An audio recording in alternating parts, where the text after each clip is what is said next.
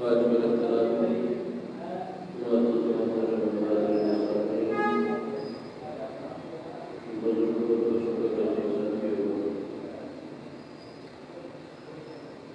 اللہ رب العزت کے دائرۂ کرام سے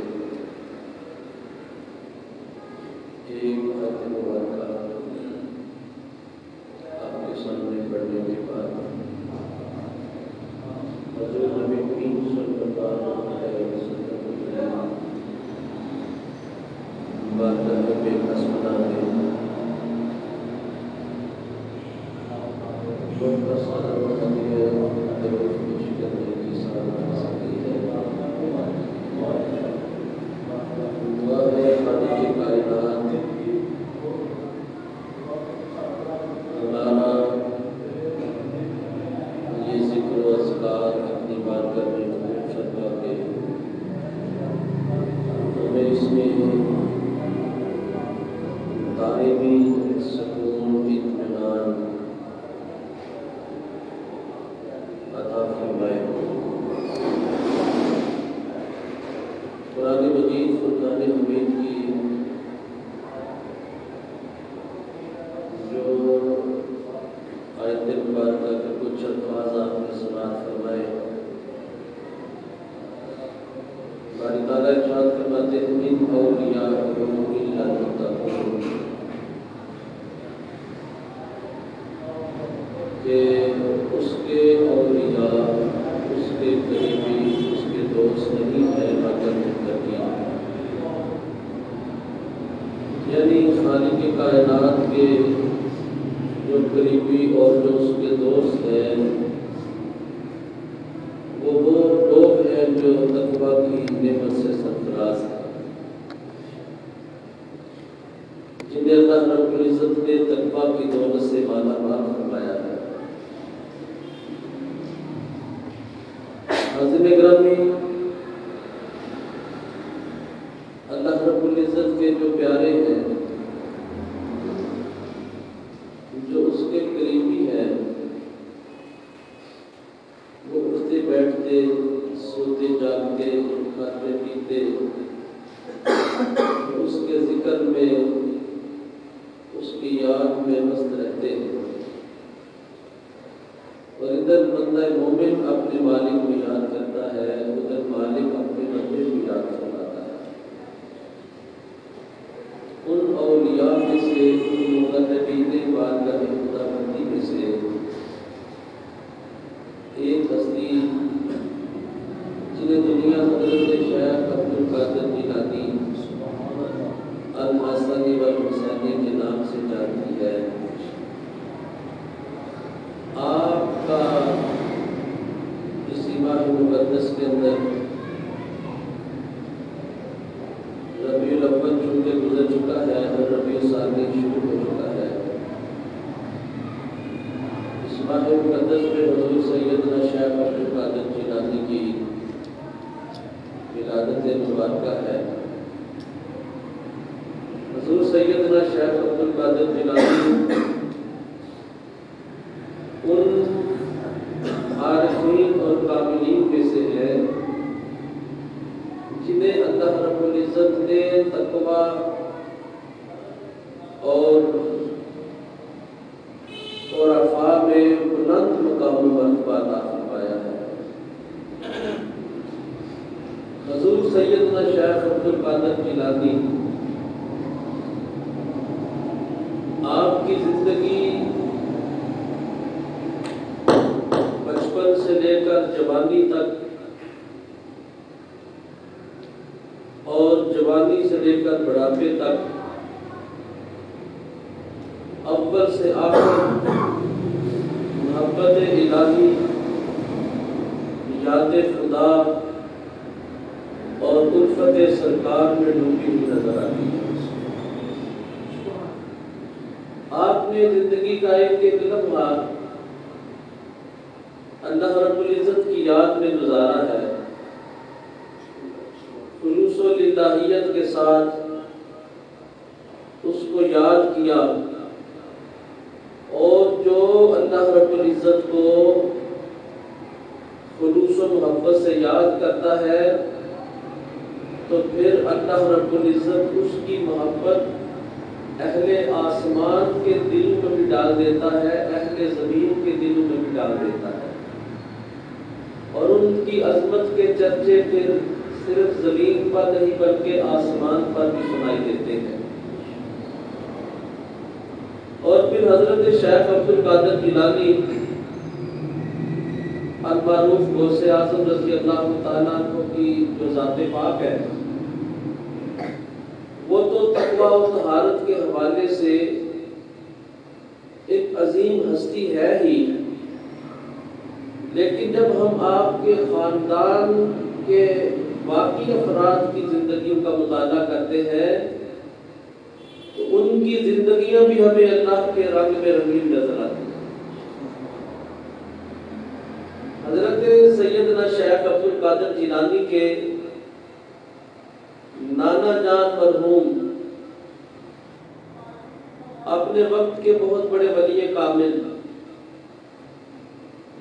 قائم اللیل صائم النہار اور عابد شب زندہ دار تھے۔ اللہ رب العزت نے اپنی یاد کی خصوصی لگن آپ کو عطا فرمائی ہوئی تھی، اور اپنے وقت میں ان کی عظمت، ان کی شرافت، ان کی نیک نیتی اور ان کے زہد و تقویٰ کا ہر طرف چرچا تھا۔ اور حضرت سیدنا شیخ عبد القادر جیلانی کے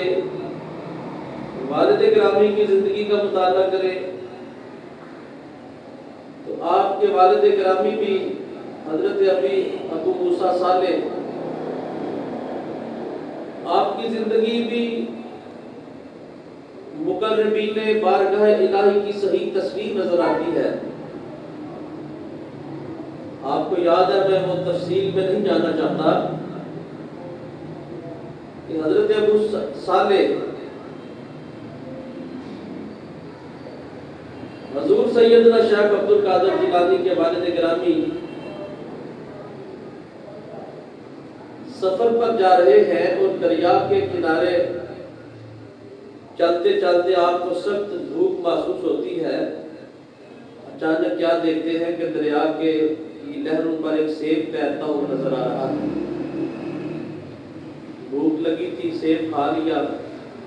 لیکن جب وہ سیب کھا چکے تھے ذہن کے اندر خیال آیا نہ جانے یہ سیب کس کا تھا، میں نے بغیر اجازت کے کھا لیا۔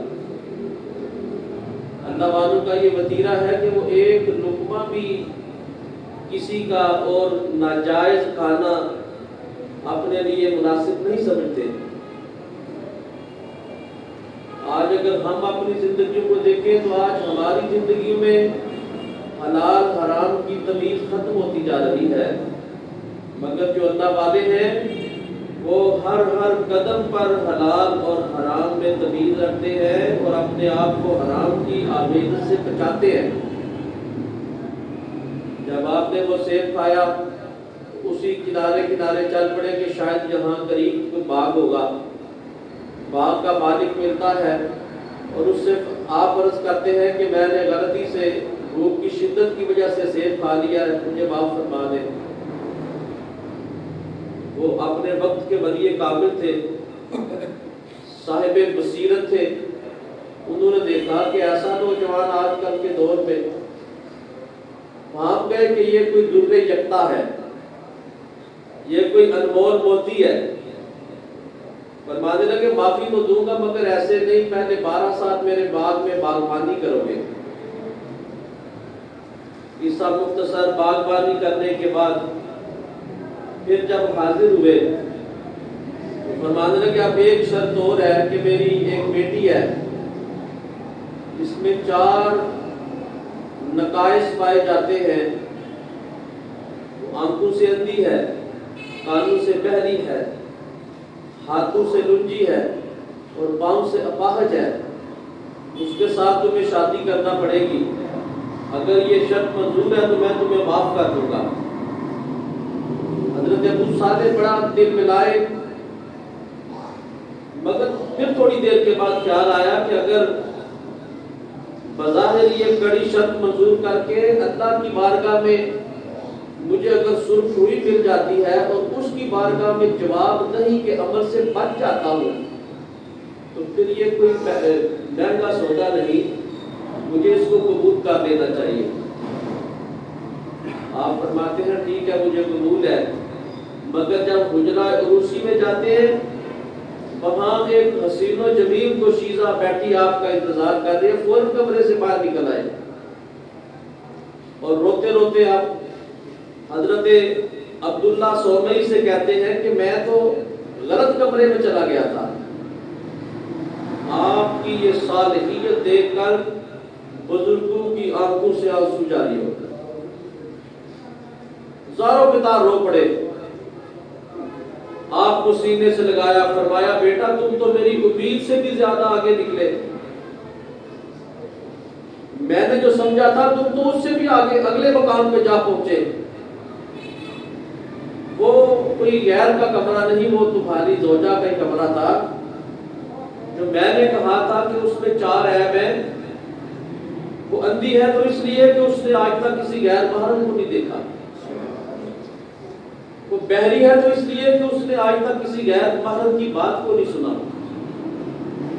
اور ہاتھ سے لنجی ہے تو اس لیے کہ اس نے کبھی اپنا ہاتھ کبھی کسی ایسی چیز کی طرف نہیں بڑھایا جس سے اللہ نے منع کر رکھا ہے، اور اپنے پاؤں سے وہ اپاہج ہے تو اس لیے میں نے کہا تھا کہ اس کے قدم کبھی بھی چل کے اللہ کی نافرمانی کی طرف نہیں گئے۔ ایسے باپ اور ایسی والدہ تھی تو بیٹا اللہ نے حضور سیدنا شیخ عبد القادر جیلانی جیسا عطا فرمایا، یعنی پورے کا پورا خاندان اللہ کے مقربین اور صالحین میں سے شمار کیا جاتا تھا، تقوی و طہارت کے اعتبار سے اللہ نے خاص شان عطا فرمائی تھی اس خاندان کو۔